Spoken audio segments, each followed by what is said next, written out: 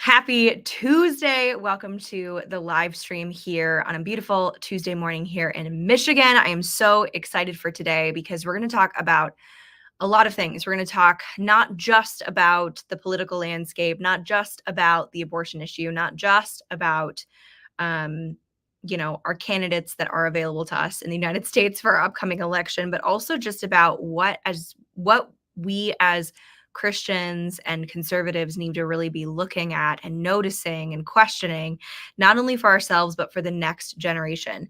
If you are a parent and you're watching this video, I really recommend that you have these conversations around politics, social issues, education. What is happening in the world? What are the ideologies and the agendas that are going on in the world that are constantly, inevitably going to be up against your kids? Now is the time. Now is the opportunity to talk to them about this and to have that open dialogue so that you understand what they're actually receiving, what they're thinking through, what they're moving through, and really just being able to support them in having a clear, solid worldview and foundation to bring their perspective from, right? Having some context and a solid source to come from their moral code, their worldview, the respect that they have for law, for good, inherently good things. So today we're going to talk about quite a few things, but on the top of the list, we have, Tulsi Gabbard came out and promoted and, formally endorsed Donald Trump. We saw that coming. That happened here in my home state in Michigan. And as well, of course, as RFK Jr., as we have talked about on this stream. So right now, what's very clear, and RFK Jr. has made this very clear as well, is that Donald Trump has a series of Democratic influential figures that will be coming out and endorsing him and even potentially being on his team, being the influences, being the people that are around him. One thing that you may not know or may not necessarily think about is like the people who endorse a candidate, they now have a say. They now have an influence, especially if it's somebody that the candidate really knows that they benefit from by that person endorsing them. So a Tulsi Gabbard and RFK Jr., even though they haven't formally been, they haven't formally won and or received a position in his cabinet, but it's very, very likely that we will see them in Donald Trump's administration as a part of the decision-making, policy-creating, agenda-oriented people that are really having a say in a lot of those things. And so, as Christians, as conservatives, we're looking at this and we're saying, okay, like, what does this mean, right? And if you've spent any time on X in the last couple days, you'll see that there's a lot of controversy around Donald Trump's original base, which was a very evangelical base. There's a lot of controversy happening between the pro-lifers, their philosophy around, I am voting for Donald Trump, I'm not voting for Donald Trump, and the abolitionists, which are saying, I'm not voting for Donald Trump, I'm not voting for Harris, we're not settling for anything less than total and complete commitment to abolish abortion, period. And so, if you didn't know that those people existed, they do, and they're pretty loud. And in some ways, I agree with them, and in some ways, I am still formulating my own opinions and perspectives around a good, effective, moral approach to the pro-life movement and to being a country that respects and values and acknowledges that life starts from conception and all life should be protected, should be taken care of, should be nurtured, and it should not be a right to murder them. That's definitely not the country that we live in right now. So as we look at what's going on in the world and we look at why Christians are still stuck on this issue of abortion and looking at Donald Trump's positioning that is continuing to move to the center, further left from where he started in 2016. And we're wondering, what do we do about this? Where do we go? What decisions do we make? What approach should we have? And I I feel quite frustrated about my colleagues and friends and people that I look up to that are, it's August 27th and people are coming out and saying, really all of this month and even before this month have been coming out and saying, well, I don't like Trump's positioning on abortion. He's obviously pro-abortion, pro-choice, less than Harris. So I'm going to vote for him out of the greater good and the lesser of the two evils. And I guess this is also because I'm a very, I'm a creative, innovative person. And I also love the art of the deal. And the reality is, Donald Trump is a businessman. And he has said very clearly, even in the beginning, that he, really pushed for a pro-life position. He really influenced Roe v. Wade being overturned because it was what the people wanted. And more so, it was what the people wanted that were going to back him to become president in the first place. So it wasn't necessarily that he had personal convictions or personal sensitivities to the issue, but that he was doing what the people wanted, and specifically the people who would get him into office. And so for a person like that, who is really what we would call, he has flexible morality, flexible values that change depending on what he gets and what's in it for him, which, some would argue is not morality at all. It's just saying yes to this and no to this and being able to move and adjust and change and not have any kind of remorse or grief or uh you know moral tension in that constant shifting and moving. And we're going to talk about that because, y'all, this is not just our presidential candidates that are struggling, that are having this issue of flexible morality. It is every single one of us that are susceptible to the constant changing of our objectives, where we're getting our moral code from, where we're getting our worldview from, and if that really matters to us in all situations. And so this is an issue that isn't just relevant to one party. It's an issue that is relevant to our culture and the world and the people who live in the world. And so it doesn't surprise me that we're seeing in our culture the Republican Party continue to move left and the Democratic Party continue to move even further left into actually bragging and celebrating and having a party over the fact that they are totally okay murdering human children, mutilating children, indoctrinating our next generations through education. And they're not quiet or sneaky about it anymore. We've gotten to this point where my pastor calls it inverted morality, which is the flip-flop, right? What was previously acknowledged as good moral law, the 10 commandments, God's law, is now flipped on its head to be the opposite. So what was good is bad, and now what is bad is good. And we're seeing this start to take root in our country and in the world, where people are openly and publicly declaring that what is previously seen as good is now bad, and what is seen as used to be seen as bad is now good. And it's a lot of people would describe it as gaslighting because it feels a lot like that. It feels like, wait a minute, am I crazy? Where did we get to a world where suddenly now all of the things that are seen as evil in the most original moral law that there was, the 10 commandments, how is it that now all of those things are suddenly flipped and we live in a world where the opposite of them is being pushed forward as good? And this is really why flexible morality is something to very, very, very much watch, not only in our presidential candidates, but also in yourself, in ourselves, in our friends, in our family, and in the communities that we're involved in. This often looks like, this is actually a lot of the education that I took for the last 4 years, which is there's nothing wrong, there's nothing right, there's just your experience. There's just your interpretation of your experience, and that is what is true to you. And that can change based on what your objective is, based on what you want changed, based on the results that you want, based on the kind of lifestyle that you want, right? And so you could believe that you're a victim, but the minute you decide to not believe you're a victim and to believe that you're something else, that you're confident, that you're amazing, suddenly that is what is true.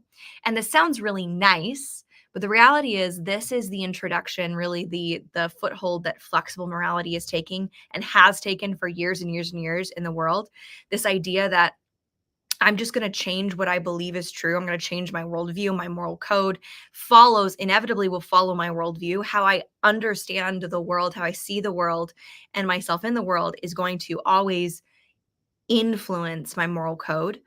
Um, and this has all become so subjective. So, what does this actually look like when we look at the presidential elections? Well, you have somebody like Donald Trump, who everybody was like, oh my goodness, he's pro life. He's pro life. He's pro life because he's communicating that he wants to overturn Roe v. Wade, that he's in agreement, that he goes to the March to Life. He's saying all these lovely things that the pro life community has always wanted to hear from a president and has in the past. But this guy seems like he's really going to get stuff done. And so everybody, the church, the evangelical community, all just falls head over heels for this guy and votes for Donald Trump. He gets in, he makes some changes, he overturns Roe v. He obviously influences all of the moving pieces of the Supreme Court, all of the things that all the ingredients that needed to happen, and then Roe v. Wade is overturned, it goes back to the states. Then we fast forward really like over time in the last several years, just noticing the people that are around him that are influencing his direct communication on the issues. And we start to see a more moderate perspective on this issue take flight, I guess is what you would say.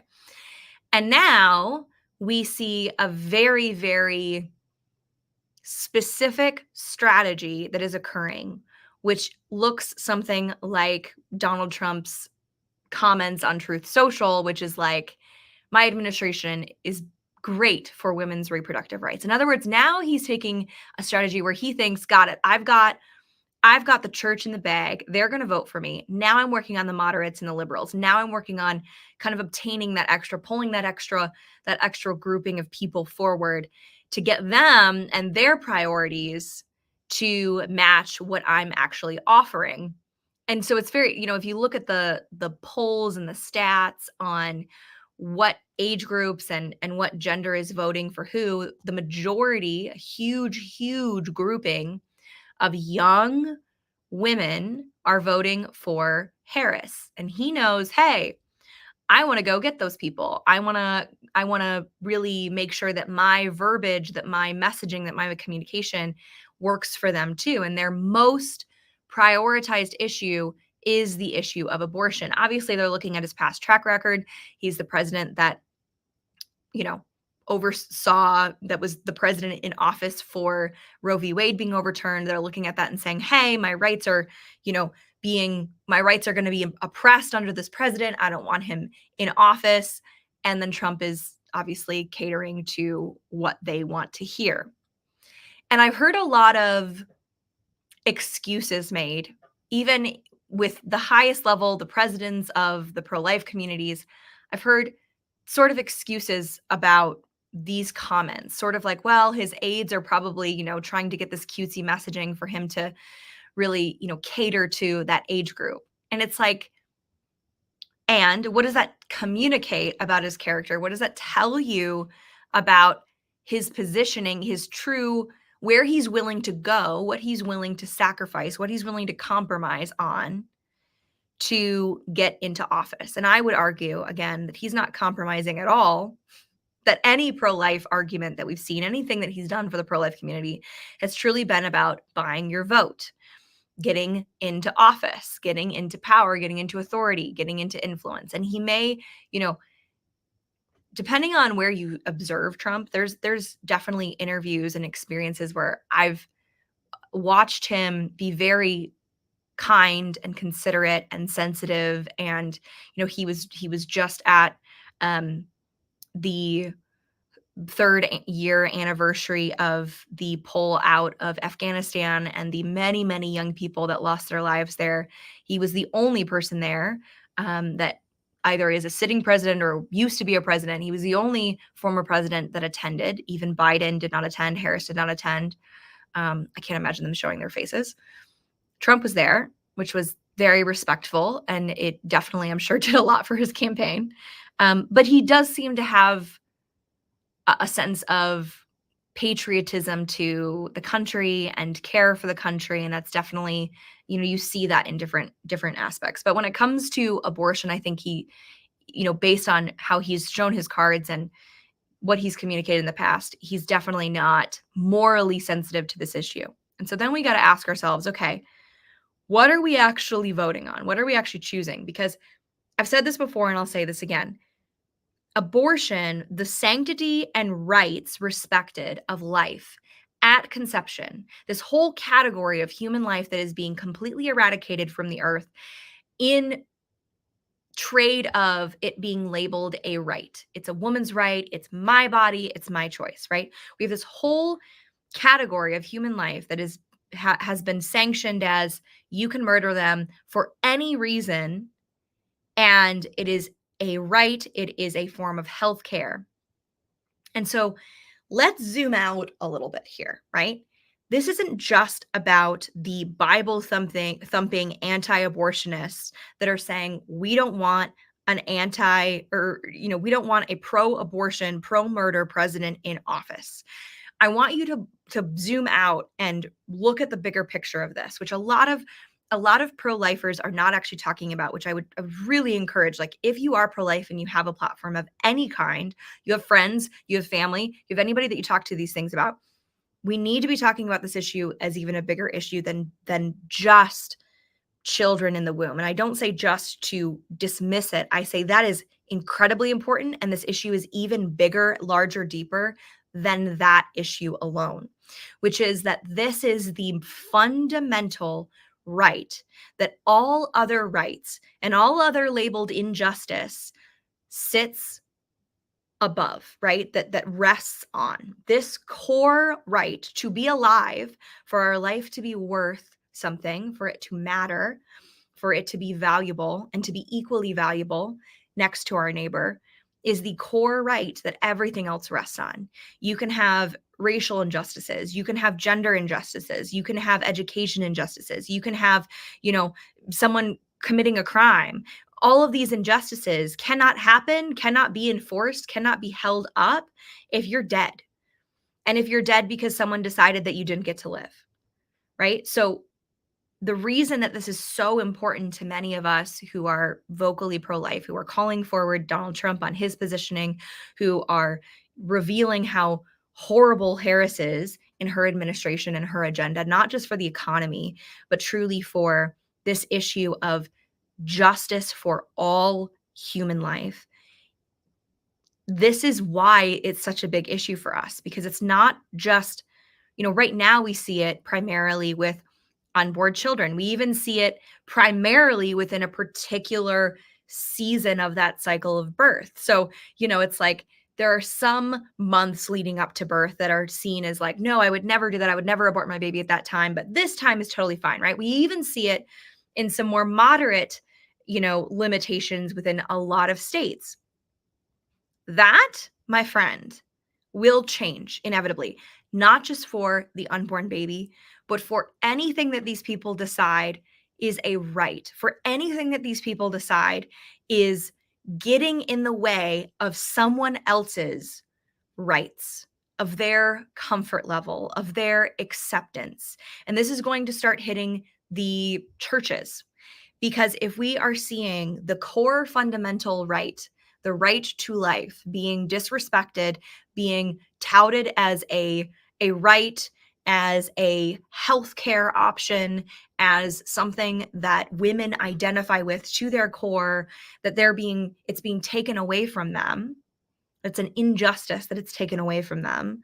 We're going to start to see this interpretive, subjective sort of change to what really matters and who gets to dictate what life is and who gets to live and who's, infiltrating or who is, dictating different sorts of rights for other people. We're going to start to see that change and become more and more oppressive, not just for the unborn, but also for the born. Because at the end of the day, if the majority of the world acknowledges that babies in the womb are indeed human beings and still believe that it is a right to abort them without any consequence, without any shame, then at the end of the day, they're acknowledging that human life can be murdered for the contrast of somebody else's right. And if that is true and people truly believe that, then you got to wonder, where does this really end? And the reality is, it doesn't end with the unborn baby in the womb. It doesn't end unless, at the end of the day, it ends wherever power is most benefited, right? It stays in place for the sake of power. It stays in place for the sake of control. It stays in place for and is changed and subjected for the sake of power. What does this tangibly look like in the world? It could look like a lot of things. Obviously, I mentioned, the church, people who believe in objective truth, in objective morality, in a actual objective moral code, a moral law that is correct, that those who live within it are living in accordance to the law, and those that live with, on the outside of it are living outside of the moral law. Those people are going, like, we're going to get seriously oppressed, and there's going to be a lot of pushback, as there already is, but there will be legal pushback against the church if the constant subjectivity of what are rights and who is, obstructing those rights, and those people should be eliminated. That conversation, that ideology doesn't stop. And so it's going to start attacking whoever is getting in the way of total and utter acceptance and inclusivity. The reality is, the church and the church's teachings, I'm a Protestant Christian, I'm a Protestant non-denominational Christian. I have a lot of friends who are Catholic. I have a lot of friends who are a lot of different religions. And while I believe that, as a Christian in particular, the way that we read the Bible, what the Bible says in like every single page of the Bible is true, is inherent, is the word of God, and that Jesus is the Son of God. Not every religion believes that. But the reality is, anybody who believes something that is in it objectively, inevitably exclusive, right? Christians are exclusive. We believe that if God saves you and you acknowledge that you are sinful, that you have broken the law, that you cannot withhold the law perfectly and have not held the law perfectly apart from Christ, and that you're giving your life to the Lord in service, then that is how you're saved and how you go to heaven. That's exclusive, because there are people that don't believe that. And so anybody who believes something that is exclusive is therefore then shunned, canceled, ridiculed, because the good law now, kind of, that's going to start universally being taken over in the world and in our country in particular, is the understanding that anything that is exclusive is evil, and everything that is inclusive of all, that is accepting of all, is good.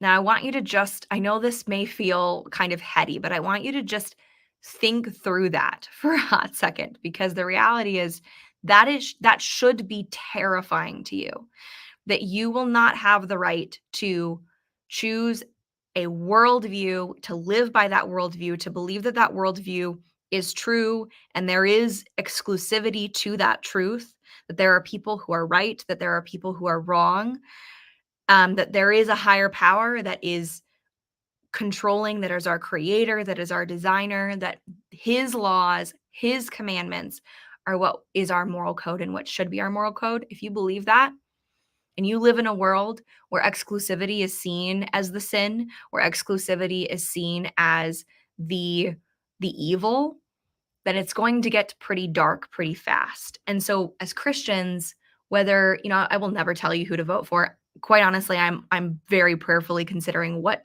to choose. Obviously, I won't be voting for Harris, but just, in the understanding of, like, my conscience and, what is morally right, and, all of those different things. Obviously, Trump's position on the most fundamental right that everything else balances on, he is so far to the left and so far to, you know, agreeing and really people pleasing truly around this issue of letting it be an individual's choice and an individual's right.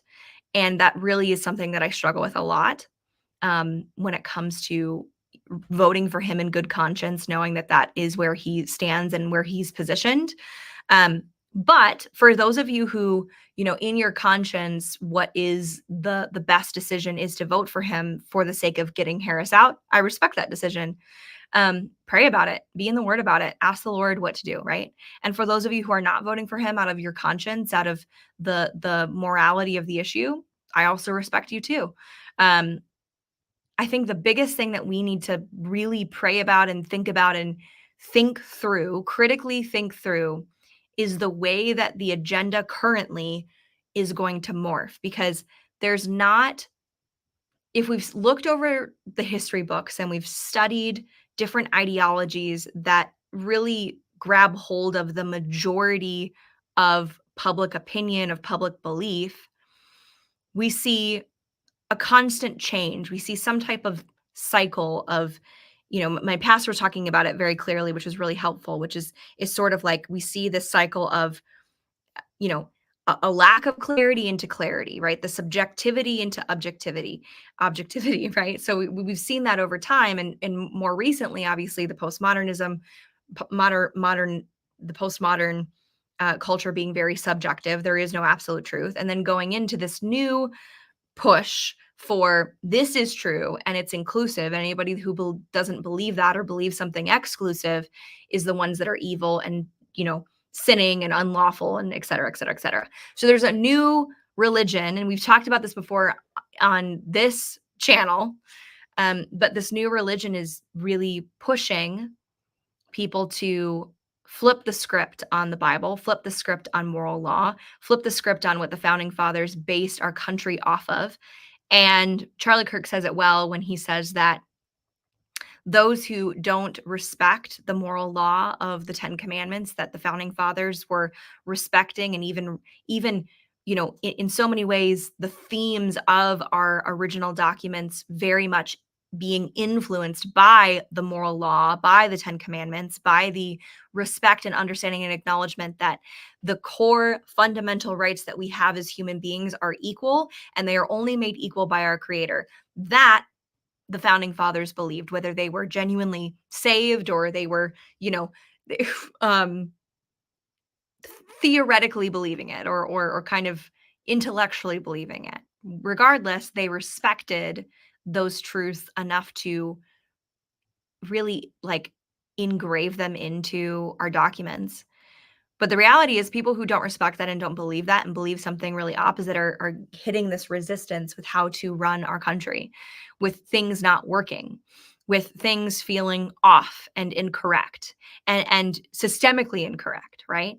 And we're seeing this a lot in the world, a lot of the systemic racism, all of these things where we believe that our country is inherently evil, inherently wrong on these things, and we need to purge it and wash it of all of these things. The reality is that's what happens when the moral code of the people running the country are in contradiction to the founding of the country, to the birth and creation of the country.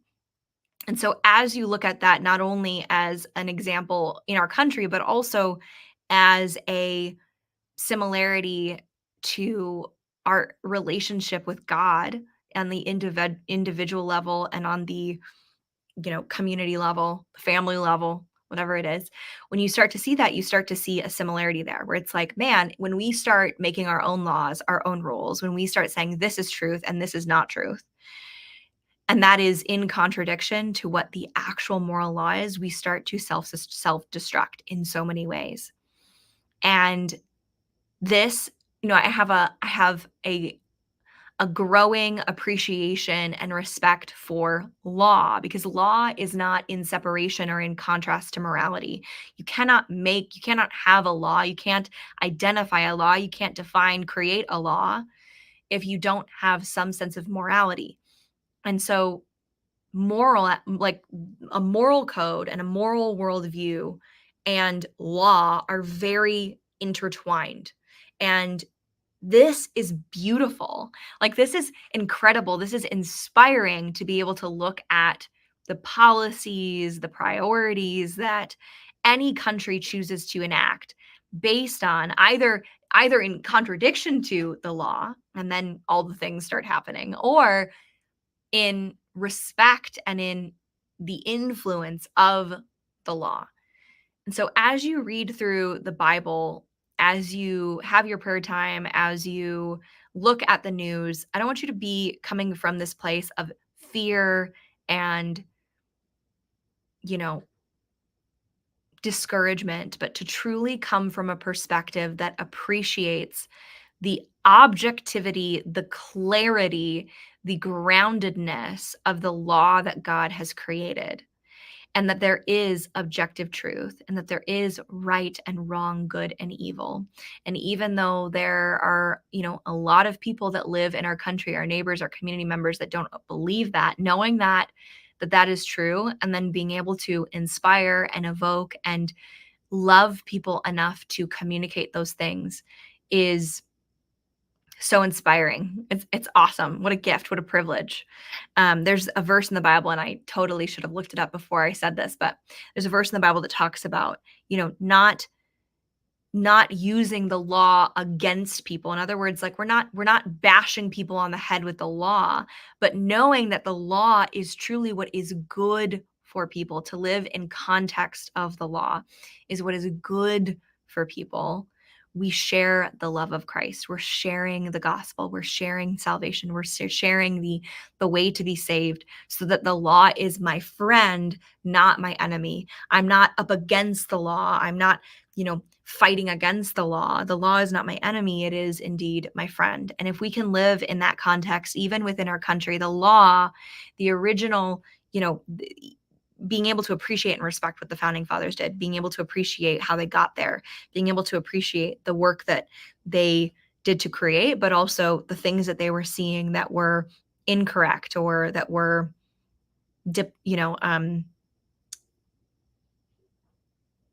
oppressive, I guess, of the law, and being able to craft it in a way that actually acknowledged the creator and acknowledged that he gave these equal rights to all is such a beautiful thing. And I encourage you to, you know, understand what you appreciate and understand what you're grateful for in our country. There's a lot to be discouraged about. And if we're not really looking at also what is good, what is beautiful, what we can appreciate, what we can be grateful for in our country, then we're never going to, like, eventually all of the discouragement and frustration will overtake us in a way where we move around in the world without hope.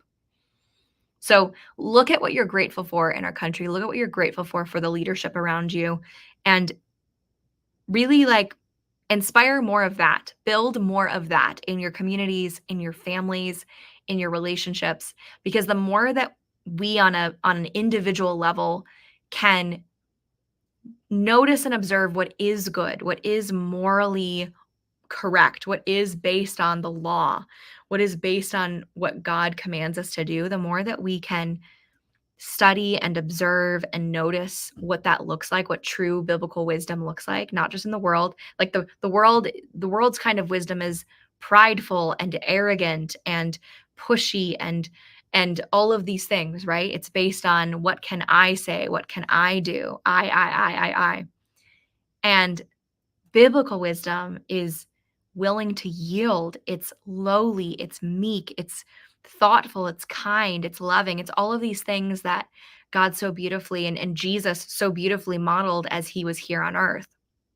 And so to be able to observe that kind of wisdom coming from the true wisdom of the Lord, observing that, when you see that in the leadership around you, whether that's political leadership, your church leadership, your family, your parents, your whatever leadership is around you, when you observe that in the leadership around you, point it out, acknowledge it, take note of it, because the more that we can work at building good wisdom, good moral worldview, good moral code, we're going to continue to make those ripples into the world. And it may not look like overtaking the White House with the Bible. I don't know.